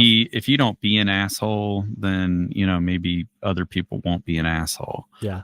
Yeah, I had a boss one time though that told me he was actually an asshole, but he said there's a rule of thumb. It's the 2% jerk factor. And I was like, what's the 2% jerk factor? He said 2% of everyone out there, 2% of the population is going to be a jerk, and there's nothing you can do to fix their problem. Like they will refuse to let you solve their problem, and you just have to, all right, see you later. Yeah. So, I mean, honestly, like you raise a good point when you're kind of like, I mean, you've got administrators, you've got, parents, you've got students that can all be assholes, and there's not a whole lot. You can't just be like, oh, you're out, kick him out. But you can also do things that like set up zero tolerance for being an asshole. Like in your classroom, you can set structures and boundaries and stuff like that. With parents, you could, hey, I'm not going to I'm happy to chat with you about your son's homework, whatever. But I'm going to have a conversation respectfully, or I'm not going to have a conversation at all. And you can take that up with the principal if you want to. I'm union, peace. Yeah. Yeah. I mean, same thing with the administrators too. It's like at a certain point, like, I mean, I've worked for asshole bosses, and it comes to a point where it's like, all right, I'm leaving then. Like I can take my labor somewhere else. And I've done that multiple times where, like, the one actually that said the 2% jerk factor thing was an asshole. I was leaving work every night with, like, my nose would start bleeding from the stress of that job, because it was just such like a overbearing, shitty place to work. And I was like, all right, I gotta leave this job for my own well-being. I need to leave this job. He's not leaving. I need to go. Yeah. So yeah, I guess if you can't kick out the assholes and you can't get them to change or set boundaries where you don't have to interact with them, I guess you got to just kind of make a decision. Is it worth finding a different place to be? Yeah. So there you go. But yeah, it's worked out super well for me so far. And you know what? Sometimes they'll have their retribution. They'll leave you a review or whatever. They'll, cuss you out as they go out the door or whatever. But you know what? Hey, all right, life goes on. Yep. And everybody around them sees how you respond to the situation, how they respond to the situation. So that's my final point in locker room talk. All right. So Mr. M's life, I see a lesson got taken out of it. Yeah, we're done with life lesson. We'll just talk about my life for a minute, Okay. So Mr. M's life. This is like Mr. Holland's opus. There's no lesson to be learned here. Well, there might be a lesson. I don't know. Anyway, so I wanted to say, if it wasn't for bad luck, I'd have no luck at all. Because this is just my life. My life is a series of ironies, cruel ironies. Okay. I don't believe in past lives, but I must have pissed somebody off in a past life to have to, I don't believe in gods, but I must have pissed all of them off too. Okay. So, like we talked about this, a few weeks back when we were talking about mental health, about, sometimes I can't believe my own life, is so radically different, whatever. It's been a tough time, whatever. And my general kind of state of being is to just be ready to be depressed, because, that's usually what happens. And never really feel like things are looking up. Okay. Because right around the time things are looking up, shit's Only going one to way to start go. going down. So anyway, all that to start this out. So we've been looking for a new car. Yeah. Because the check engine light on my truck's been on for the better part of like 2.5 years, whatever. I've had the code read. I've had the problem supposedly fixed, whatever. Ford had a bad batch of engines. I'm pretty sure it's, on them, but whatever. Yeah. So anyway, we've been looking for a new vehicle, and we thought like, okay, we're going to trade the truck in on this new vehicle. And, then like, because of tariffs and the high cost of importing things and the high costs of supply chains and all that, we're like, well, what if we look at something that's more practical for our everyday situation? Like, where do we drive the most? And where we drive the most is here in the city. Sure. So we started looking for something like a little smaller that would be more fuel efficient in the city and all that good stuff. Anyway, so this past Saturday Friday actually, on Black Friday, I found a nice used Mustang Mach-E electric car. That's right. Okay. Bright blue, beautiful car. Bright blue, beautiful car. Used, only had 18,000, like less than 19,000 miles on it, I think. Wow. When we bought it. So, and it's 2023, so it's like 3 years old, but it doesn't have that much mileage on it. So it's great, like fantastic deal. Like Ford is basically, even the new ones, Ford is basically like trying to give them away to people right now. Okay. Like you can lease a Mustang Mach-E for fairly cheap if you've got great credit. Which I do, but I was not looking to lease. So anyway, so we buy this car Saturday, and the process went really smooth. I highly recommend going through the Capital One Auto Navigator. If not sponsored, but they made it really easy to look for cars. I think our car loan is through Capital One, so and get the financing and everything. So we bought it. We didn't have to trade the truck in. We still got a good deal on this thing, right? So we're like, oh yeah, we're two vehicles. So, I'm just going to drive the truck to and from my school, and then we'll use the other car for more of our like excursions out of town and stuff like that. Okay. All right. So we're at my in-laws, and on Sunday we get everything loaded up. I go to start into the truck. No, we didn't get anything loaded in the truck. That's right. I went out to start the vehicles because it had snowed, and so there was like a couple inches of snow on, so I went to clear off and start them up. And everybody says, oh, electric vehicles won't run in the heat or the cold, and blah blah blah. I turn on and warm up the Mach-E, get it cleared off, go turn the key in my gas guzzling V8 Coyote Ford F-150, and the damn thing wouldn't turn over. So, oh my gosh. So the sweet irony of buying an electric vehicle and then having my gas vehicle be the one that didn't start in the cold snowstorm, sub-freezing, so we had to go back to being a one vehicle. Did you use the electric vehicle to jumpstart the gas vehicle? No, because you can't do that. Can you even do that? I was like, there's no, anyway. Yeah. So then so we're like, okay, well, I guess this is just this is the way it is. We'll leave the truck here for now, and we'll deal with it. So my father-in-law texted me this afternoon, and he said he was able to get the truck started, and he like drove it around the block a couple of times, and it was running fine. So not sure what happened, but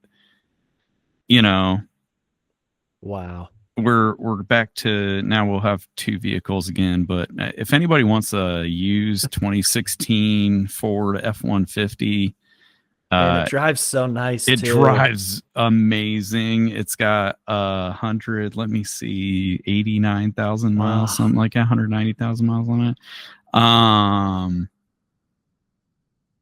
Yeah. Oh man. What a just like it sucks so much because it's such a nice truck. Yeah. It drives so nice. Yeah.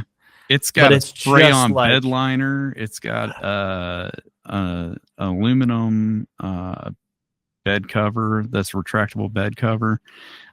Really, if you guys are interested, anybody in the want to make a trip to Central Ohio to pick it up, be more than willing to part with it for a few grand. For parts. Drop a new engine in it. Wow. Well, along with that though, when you're buying something, you should like do all of your research and learn as much as possible about what you're buying before you buy it. Okay. Some electric car surprises here. So there's a little bit of a learning curve with the electric vehicle, as far as the fueling process. Okay. So it's not as straightforward as you put thing in hole and squeeze button, and when it's done, you pull thing out of hole and put it. That sounded really not as. Hey, put the explicit tag on this one. That's sounds dirtier when you're destroying the environment like that. Wow. So so what I didn't realize this, and probably should have watched the video that explained how to do it a few more times. When you're charging the vehicle, at least on ours, and I don't know if all electrics are the same way, but it has a button next to where you plug the charge port in. It's got a button that you push to release the charge thing from the car. Okay. So when you're done charging, so we were at a charging station and paid for like the session, and I hit end session in the payment thing. And I went to disconnect the thing, and there's like a button on the handle of the charger. Okay. That you push to take it out, right? Sure. Well, you also have to push the button on the car. Okay. So I'm pushing this button and I'm pulling and nothing's happening. I'm like, what the hell's going on? Like, why is this not? I'm like wiggling it. What the heck? I'm like actually dialed the number for tech support for the charging station, because I'm like, why the hell your charger's not coming off my truck? This is not cool. Or my car. This is not cool. And then Alicia pulls up the video, and it says you have to push the button on the thing. Oh wow! On the charge port on the car to release the charging handle thing. It's like, well, at least you didn't like rip it out. So at least I didn't rip it out and blow myself up and void my warranty because blow myself up and more importantly void my warranty. I mean, the way my life goes, voiding the warranty would have been the worst case scenario. Like, I got health and life insurance if anything happens to me. Voiding the warranty, man, that's going to be expensive. I don't know when to pay for that. Well, I'm curious, how long did the charging session take, and how much did it cost? Because I've always wondered that. So this was a fast charging session that we left it. So I think our battery was about 20%, 15, 20%, somewhere in there. Okay. We ended up charging it to like 85%. And it took about an hour. Maybe a little bit less. And it cost less than $15. Nice. So like people say like, oh, it's more expensive, but it's like it cost me $15 to put close to 200 miles of range on my vehicle. Right. And it cost me an hour of my time, which I spent sitting at a Starbucks drinking a coffee. Yeah. Like it really wasn't that bad of a trade-off if you think about it. Also, we found that there are like free charging stations in some places. Oh. So when we left our my in-laws house on Sunday, they called us like we were like 12 miles down the road, and they called and said, "Hey, you forgot something." And turns out we forgot more than just a couple of things. So we were like, well, can you just meet us in this town that we're in? Because it's not that far from their house, but it's like farther than we wanted to like turn around and go back to their place for, you know? Sure. Yeah. And it's like, can you just meet us here? We'll buy lunch, whatever, you know? Yeah. So they met us there. And so Bowling Green, Ohio has free charging stations in their public parking lots.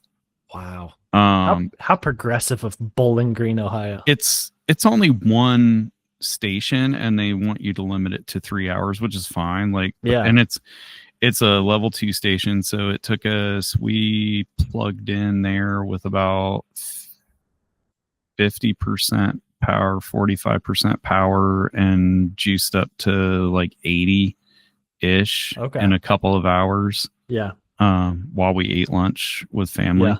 Right. Yeah, so I guess there's a life lesson to be learned in all of this. It's make sure that you have all your stuff before you leave your holiday. Because then we get all the way back to Columbus. We pull into our parking spot at our apartment, and I realized that I left my house keys. No. Yeah. But Alicia had hers, so we were all good. But I left mine, and mine, man. yeah, my house key has the mail key on it. Oh no.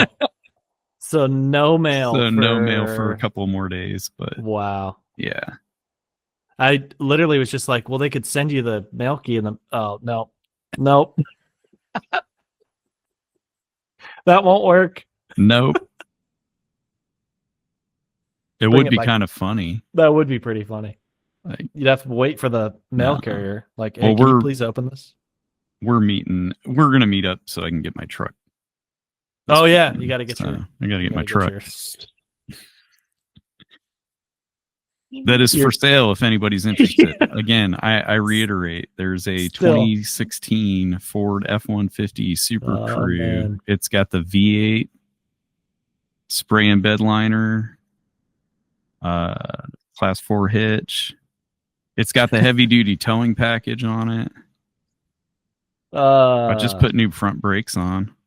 That's got to count for something. Basically, right? Like you could, yeah. This is like, it's worth less than the sum of its parts. Oh man. Like that truck together is not great, but if you take all of the parts out of it, except the engine, like it's a great truck, Yeah. If you put a new engine in there, it's probably perfect. Yeah. All right. Oh man. All right. On your Wikipedia history. Wikipedia history. Yeah, we get it. It's kind of interesting. Interesting one. Well, on Black Friday, I read about the 4 freedoms. I don't know if you heard of the 4 freedoms. I don't think so. So you've probably seen the Norman Rockwell painting of freedom from want. And it's like the family at like the they're carving the turkey and all the people are at the table. Oh, okay. You've seen that one? I think I have. So I've seen that before. I've seen the meme of another one from this series, but I never realized, I'm not a real big Norman Rockwell fan, to be honest with you. But let me see.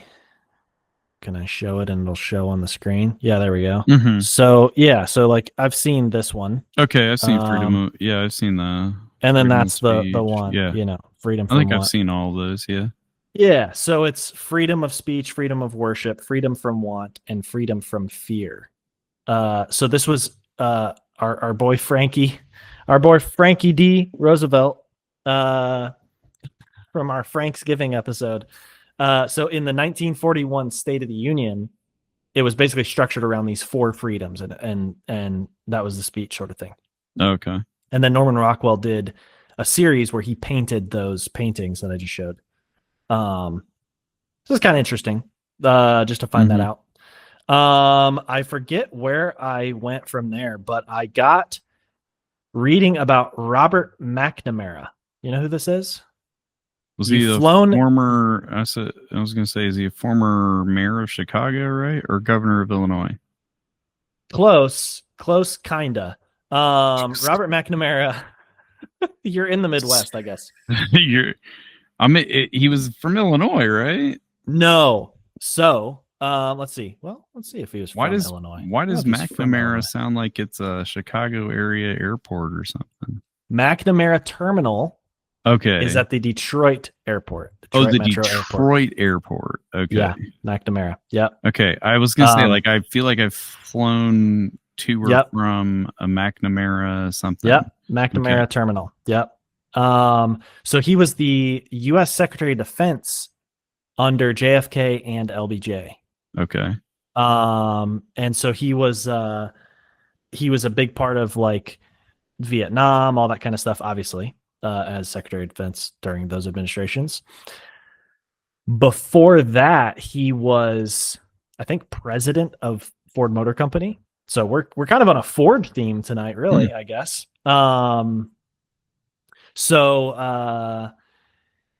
He was part of kind of interesting, actually. He had gone to Harvard, I think, or Yale or something, Ivy League school, joined the service during World War II.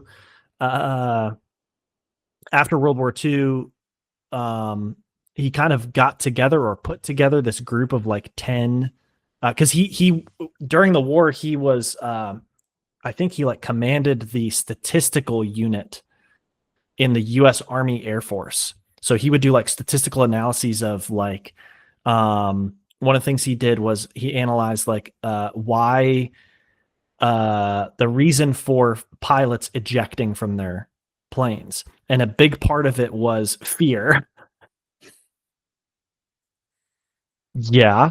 So he basically got with like the, commander of the squadron or whatever, and basically they essentially like just, bullied people into not ejecting from their planes by fear of like, getting beat or something.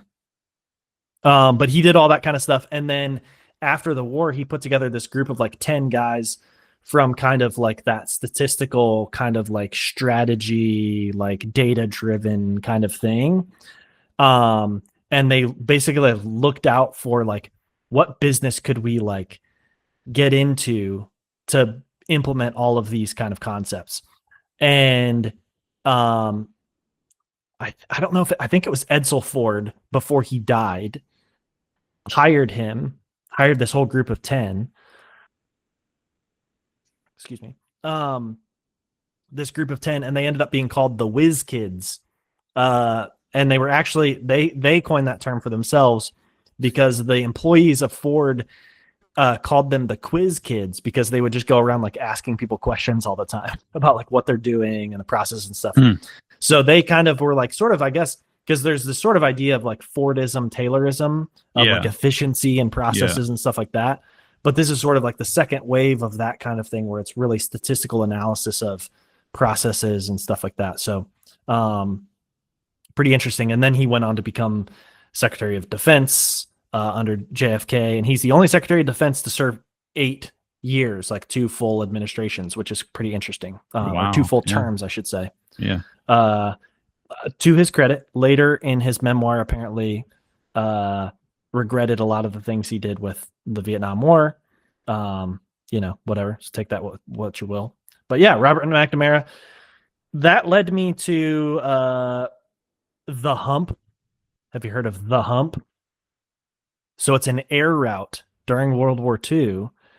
Obviously, a lot of the Eastern Asia was, not a great area to fly in because you've got a lot of volatility over there. So the Hump was this kind of air route that they would use to get supplies and troops and stuff into China, which at the time was our ally against Japan. Mm-hmm. And so it was like this pathway through the Himalayas, and they would fly kind of low and stuff. I don't know. It was pretty interesting. So it was, the eastern end of the Himalayan mountains. Pretty interesting. I don't know. And then I got into Henry Ford II, who was Henry Ford's grandson, Edsel Ford's son, who was the president of Ford for a long time.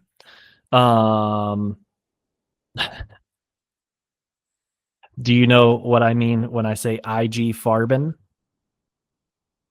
in relation to the Fords? IG Farben. It's a German chemicals conglomerate. So it used to be made up of Bayer and who else? BASF. So it was basically these chemical companies in Germany had kind of created this conglomerate. And then it was seized by the Allies after World War II and split back into its constituent companies. I don't know if I remember this right, but I'm pretty sure they were something to do with chemical warfare, I think. But anyways, which by the way, Edsel Ford was at a party celebrating the fall of France, while making planes for the Allies. Yeah, so pretty weird Ford, stuff going on. The with Ford family was kind of, yeah. You don't go to parties with Nazis. That's all I'm saying. Yeah. So I ended up in vexillology.